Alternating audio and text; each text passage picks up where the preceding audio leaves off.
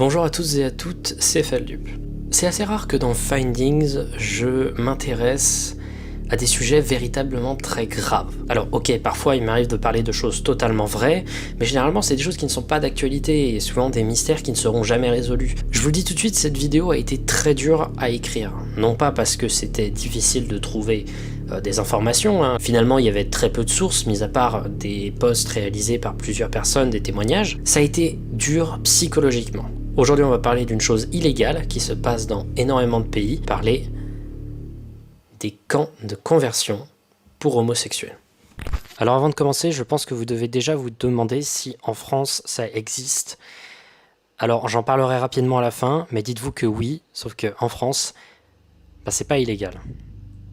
Plus de détails après. Ce sujet est un peu tabou, et ce dans presque tous les pays qui en ont. On se dit souvent, ouais non, ça appartient au passé, maintenant les homosexuels sont bien traités, etc. par la société, c'est bon, c'est pas grave. Mais non.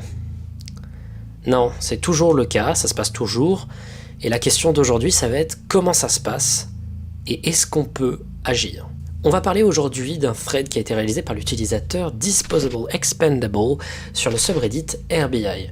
C'est une parodie donc du FBI, où des gens de Reddit essayent sérieusement d'investiguer des cas qui ne peuvent pas être investigués par des grandes instances gouvernementales. C'est un thread qui a été réalisé le 8 mars 2019 et encore aujourd'hui on essaye avec la personne d'enquêter pour trouver qui a été responsable d'une grande organisation de camps de conversion pour homosexuels. Je vais raconter donc toute l'histoire que raconte Disposable Expendable, notamment avec son post majeur qu'il a posté sur le RBI qui regroupe toutes les infos pour essayer de trouver où se situent ces camps et comment on va pouvoir les débusquer, mais aussi toute l'histoire personnelle de cette personne qu'il raconte dans d'autres posts sur plusieurs autres subreddits, pour que vous voyez bien la destruction psychologique qui suit ce genre d'expérience. Alors avant de commencer, l'utilisateur Disposable Expendable, on va l'appeler DE pendant l'intégralité de l'histoire. Parce que Disposable Expendable, c'est long, et qu'il n'a toujours pas donné son prénom pour des raisons, je pense, de vie privée.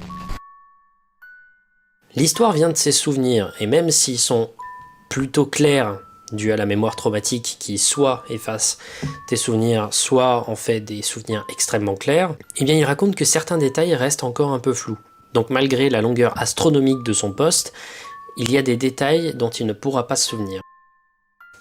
En 2004, à 15 ans, l'utilisateur s'est fait surprendre en train d'embrasser un autre garçon dans les vestiaires de son cours de basket par son coach. Il précise qu'il n'y avait rien de tendancieux, c'était son premier baiser, il n'avait aucune intention sexuelle particulière, il était complètement habillé, et également la personne qui l'embrassait, c'était purement romantique. Néanmoins, en 2004, la vie autour de l'homosexualité n'est toujours pas très bien documentée, et donc du coup, le premier réflexe du coach, c'est d'appeler les parents et de leur expliquer ce qui se passe. Il explique dans son post que ses parents ont toujours été extrêmement stricts, avec une éducation à l'ancienne, très conservatrice, avec cette idée à la vieille, que les enfants ne doivent qu'être vus et pas entendus, avec des punitions morales, psychologiques, mais surtout physiques, avec des coups de ceinture, avec une éducation très religieuse d'origine juive. Donc quand ses parents apprennent l'info, évidemment, c'est pas positif du tout. L'ambiance dans la maison devient chaotique. Il n'avait plus le droit de toucher les portes sans porter des gants. Il mangeait dans des assiettes différentes qui ne devaient pas être utilisées par le reste de la famille. Sa mère lui criait dessus régulièrement, avec des insultes homophobes assez vénères, ou parfois elle rentrait dans sa chambre au milieu de la nuit comme ça en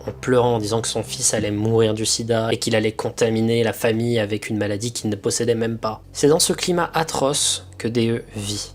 Mais les choses vont faire que s'empirer. Il ne se souvient plus de la date, mais autour du 20 juin 2004, sa mère, d'un coup, lui demande, le soir, de faire ses affaires.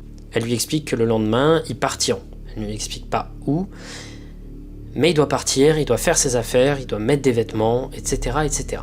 Elle le réveille le lendemain à 7h30, et s'ensuit plusieurs heures de voiture en direction de Westchester, un comté de l'État de New York. Ils s'arrêtent les deux à une station de métro et sa mère et lui se mettent sous un abribus où arrive quelques minutes plus tard un van. À ce moment-là, il est 19h30 environ. C'est un grand van et il est à 99% sûr que c'était de la marque Chevy Express. À l'intérieur, il y avait deux conducteurs, dont un qui descend pour parler à la mère de DE. Il parle quelques minutes, Puis ensuite, la mère demande à DE de rentrer à l'intérieur du van. C'est une grosse erreur, il aurait dû fuir et refuir. L'intérieur du van séparait l'arrière du devant. Et les fenêtres étaient complètement couvertes, de sorte à ce que les enfants ne puissent pas voir l'extérieur pour ne pas déterminer où ils sont, parce que, évidemment, c'est un camp illégal. Ils n'avaient pas le droit de sortir pour pisser, ils avaient juste une bouteille de lait, voilà, dans laquelle ils pouvaient pisser éventuellement s'ils avaient envie. Dès qu'un enfant entrait, on lui demandait de fermer sa gueule, de s'asseoir, de mettre ses bagages sur ses genoux ou sous son siège, et de se la fermer. Évidemment, en ce moment-là, tu suis les règles, tu fais rien, parce que t'es, comme tout le monde, terrifié. Au cours de la route, il y a, comme je vous l'ai dit, des arrêts où ils prennent d'autres enfants. Ils n'arrivent malheureusement pas à discerner leur visage, parce que il fait super sombre, et à un moment, le van s'arrête définitivement. À ce moment-là, on leur demande de sortir, et ils sont confrontés à une vision très particulière. Ils sont en face d'un building. D'ailleurs, DE nous donne une image d'exemple qu'il a trouvée sur Google Images qui ressemblait plutôt pas mal à ce à quoi ça ressemblait. Voici l'image. Malheureusement, quand ils arrivaient, il faisait nuit, donc il n'aura pas vraiment trop la possibilité de donner plus d'informations sur l'endroit. On leur demande de rentrer à l'intérieur de ce bâtiment et on leur assigne à chacun un lit dans une chambre composée de 3 lits superposés. Et il donne encore une fois une image d'exemple, la voici. Il explique qu'il y avait au moins 3 autres chambres et que quand il est rentré, 2 d'entre elles étaient déjà occupées par d'autres enfants. On leur demande également de donner leur bagage pour qu'ils se fassent inspecter et finalement, on leur rend que leurs vêtements. On leur enlève tous leurs moyens de communication et tout ce qui est électronique, MP3, téléphone, tablette. À l'époque, ça n'existait pas encore, mais tant pis. Mais on leur enlève aussi des stylos, des crayons, des gommes, des journaux, des livres, des bloc-notes, des feuilles, tout ce qui leur permettait en fait d'avoir une vie au-delà du camp en fait. Et surtout, il ne fallait surtout pas qu'ils puissent témoigner de quelconque manière. À ce moment-là, DE estime le nombre de personnes à l'intérieur du camp sur le moment à 33 personnes maximum, sans compter bien évidemment les organisateurs et les accompagnateurs. Le lendemain matin, ils sont réveillés. Ils n'arrivent pas à savoir s'ils sont levés le matin ou le soir parce que toutes les fenêtres sont couvertes, mis à part 2-3 éventuellement, je crois, dans une pièce qui donne juste sur une forêt. En les réveillant, on les amène dans une sorte de salle, un peu de cette forme, voilà, une autre image d'exemple que nous donne DE. On leur demande de s'asseoir et les organisateurs leur font un discours pour leur expliquer pourquoi ils sont ici. On leur dit qu'ils sont atteints d'une maladie, de pulsions homosexuelles et qu'ils doivent être soignés. À ce moment-là, on leur donne des étiquettes avec leurs prénoms qui doivent coller à leurs vêtements, ne comportant que leur prénom et surtout pas leur nom de famille, et on leur interdit sous peine de sanction, vous allez voir quel genre de sanction, de donner leur nom de famille ou quelconque autre information personnelle qui leur permettrait de se contacter à la fin du camp. On leur donne ensuite leur emploi du temps qui allait comme suit. Petit déjeuner, activité thérapeutique, déjeuner, activité thérapeutique, dîner, relaxation, dormir. Alors vous allez voir, la période de relaxation, elle est pas fun. Ils allaient ensuite dans des vestiaires et on leur demande de se déshabiller pour se changer. Et ceux qui ne veulent pas se déshabiller, on leur propose également l'alternative que les organisateurs les déshabillent. Enfin, petit déjeuner et première activité thérapeutique.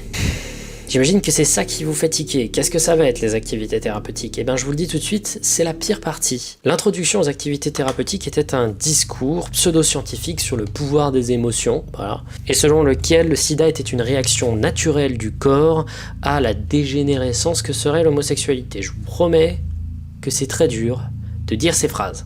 Mais après, on les met en 2 groupes séparés et chacun va aller à leur premier discours thérapeutique. C'est des discours entièrement criés où on leur disait qu'ils détruisaient leur vie et celle des autres. Il y avait également de la thérapie de groupe, ça se faisait notamment pendant les temps de relaxation après le dîner.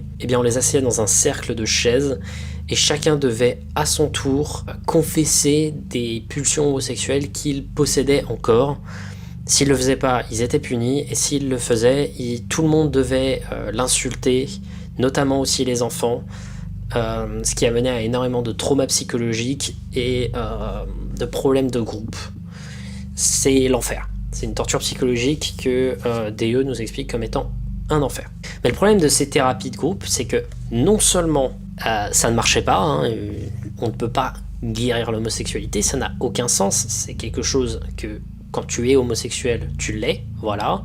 C'est un truc que tu ne choisis pas. Donc non seulement ça marchait pas, mais en plus de ça, les gens commençaient à croire Parce qu'à force de te répéter constamment les mêmes choses en te criant dessus, tu commences à croire à ce qu'on te dit. Ça amène donc à énormément de haine de eux-mêmes. Ils n'arrivent pas à se battre contre leurs propres problèmes, et ça leur fait croire à cette fameuse maladie qu'on leur décrit depuis le début. À ce moment-là, le camp, c'est juste une sorte d'abus psychologique complètement organisé, et éventuellement avec des punitions de type jeûne. Sauf que tout va devenir beaucoup plus violent.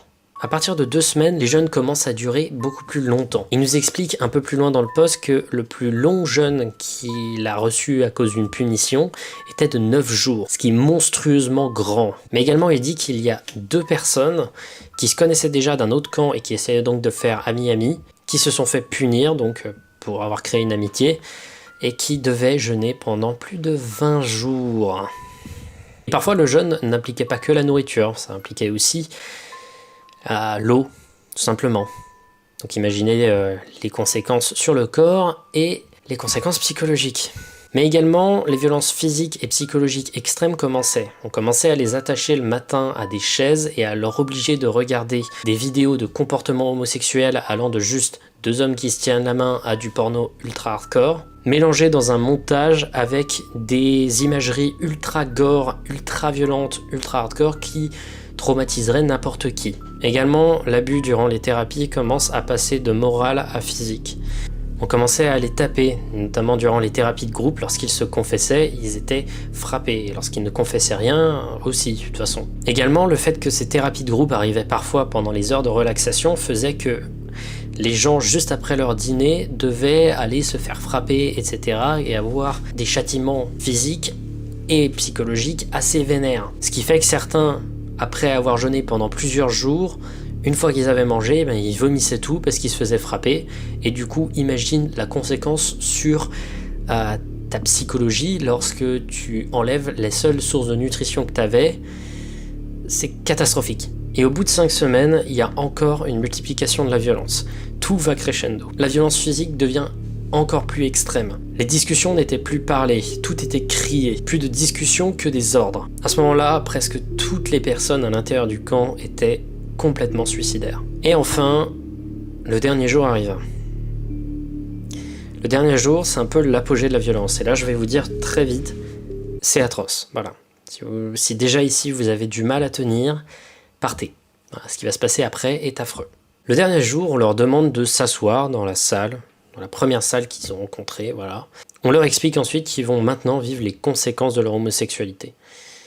Chacun, individuellement, doit se rendre dans une salle où ils vont leur poser des questions et ils doivent répondre. C'est des questions pour tester leur homosexualité. Évidemment, à ce moment-là, tout le monde dit ce que les gens ont envie d'entendre, tout le monde a envie de sortir au plus vite possible. Mais visiblement, ils ne sont pas convaincus. Ils leur demandent de rentrer dans une salle. Ils les attachent à des chaises. Ils font entrer 3 hommes beaucoup plus grands et beaucoup plus puissants d'un point de vue physique. Et il leur dit, vous êtes perdus, vous allez de toute façon tous mourir du sida, on ne peut plus rien faire pour vous, vous êtes des dégénérescences de l'humanité. Maintenant, subissez les conséquences. Les 3 hommes en question les ont violés en réunion pendant plusieurs heures.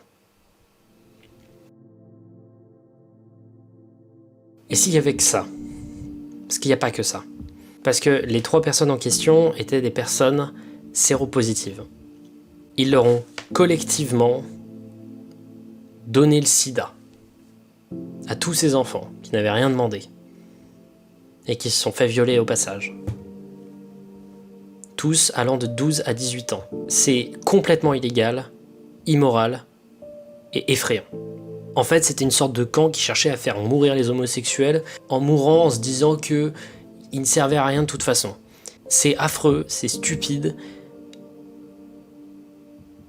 C'est un camp de concentration. Ensuite, ils rentrent dans le même van, sauf que là, l'ambiance est différente. Dans la voiture, tout le monde est traumatisé, suicidaire. Il avait 7 kilos de moins que la limite de sous-nutrition. Et quelques mois plus tard, il fera un test du VIH et il se rendra compte qu'en effet, il est positif. Ensuite, il essaiera de contacter 2-3 autres personnes qui sont allées dans des mêmes camps. Il arrivera à en contacter 2. Les 2 également sont séropositifs. C'est également un moyen de sélectionner les personnes qui vont témoigner après. étant donné qu'ils vont mourir, sachant qu'ils n'auront même pas de la médicamentation pour traiter la maladie. Non. Donc voilà, ça s'est passé en 2004, il avait 15 ans à l'époque, et donc une quinzaine d'années après, il peut enfin commencer intérieurement à témoigner, et il le fait sur le RBI. Parce que visiblement, apparemment, la police n'a rien fait, et il n'a pas assez de preuves autres que son témoignage, qui est le minimum de preuves, de cicatrices qui auraient pu venir d'autre part, et le VIH. Toute cette organisation de camps, parce qu'il pense qu'il y en a plusieurs, étant donné qu'il y a plusieurs personnes venant de camps différents qui donnent exactement la même expérience, tout ce camp est extrêmement bien organisé pour que tu puisses faire le minimum de témoignages possible. Sauf que évidemment, quand ça sort, ça finit par sortir globalement. Beaucoup de gens ont commencé à témoigner un peu partout. Aujourd'hui, il y a un reporter qui est spécialisé dans la question des camps de conversion pour homosexuels qui aide DE à parler un peu de tout ce qui lui est arrivé et d'enquêter. Apparemment, ils auraient débusqué 2 autres camps, visiblement d'une organisation qui pourrait être la bonne. Ils pensent qu'il y a des chances que l'organisation de camp dans laquelle est allé DE serait proche de la JONAH, J-O-N-A-H, une sorte d'organisation juive qui lutte contre les attractions de même sexe.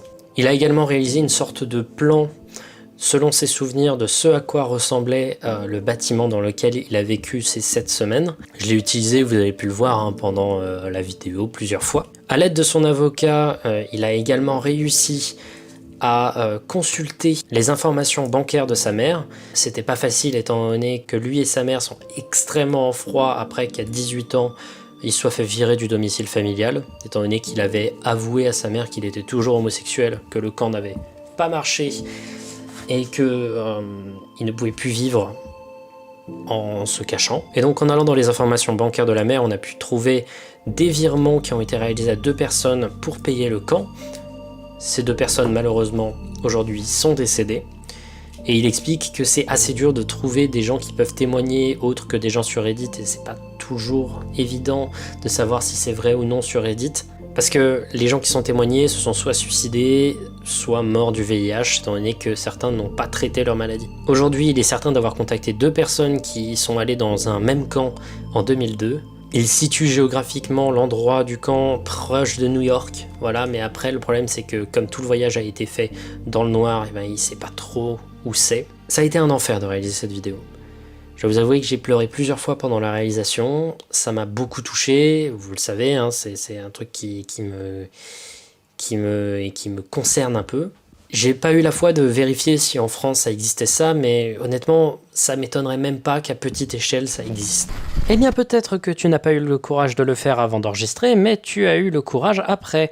Et ce que tu as trouvé, c'était absolument terrifiant. En effet, en France, la thérapie de conversion n'est absolument pas sanctionnée par la loi. C'est tout à fait légal. Et c'est à peu près le même genre de choses que ce que je viens de vous décrire en Amérique, sauf qu'on y rajoute des électrochocs et éventuellement des exorcismes. La page Wikipédia sur le sujet cite 2 associations qui, encore aujourd'hui, organisent ce genre de pratiques et en fait la promotion. Il y a d'abord l'association Courage, une association catholique qui prend des gens homosexuels dans une période difficile dans leur vie pour leur donner un bon gros discours propagandiste, et l'association protestante Torrent de Vie qui fait pareil. Voilà, donc en fait, c'est très grave. On est dans la merde. Il faut en parler, il faut que ça sorte. Ça commence un peu à remonter, ces histoires de conversion d'homosexuels, mais selon moi, c'est important de savoir ce qui se passe à l'intérieur, parce qu'on peut se dire que c'est juste de la propagande religieuse psychologique et que voilà, ça passe. Non, c'est pas des camps de vacances. Si vous avez des témoignages de choses similaires, que ce soit aller dans un camp de conversion en France, que ce soit un psychologue payé, etc., j'aimerais que ça se fasse dans le respect et que vous le fassiez. Également de partager cette histoire, pas forcément ma vidéo, mais surtout le post sur Reddit à l'origine de tout ça. Tant que ce genre de choses existe, et surtout tant qu'en Tchétchénie ce genre de choses est légal, et même une organisation gouvernementale, non voilà, il faut que ça change. Il faut que ça change.